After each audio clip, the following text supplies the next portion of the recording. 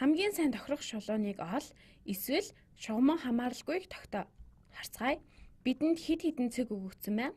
Бид өгөгдлийн цэгүүдийн хандлагыг хамгийн сайнаар харуулах шулуун олохыг хүсэж байгаа.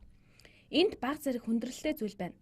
Учир нь хэрвээ би доор байгаа 3 цагийг орхиод магадгүй иймэрхүү харагдахаар шулууныг байгуулвал энэ нь энэ хандлагыг ойролцоож байх шиг харагдаж байна.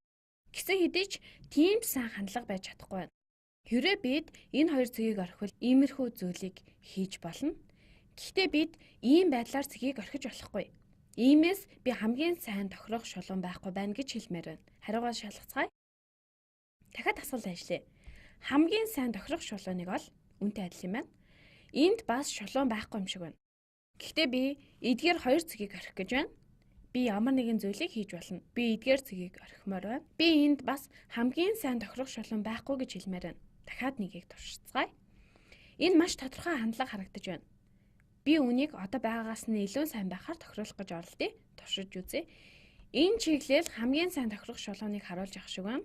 Би магадгүй бага зэрэг доошлуулъя. Иймэрхүүгээр миний хариултыг шалгацгаая. Хамгийн сайн тохирох шулуун байна. Миний хариултыг харъя. Бид зөв хэлсэн байна.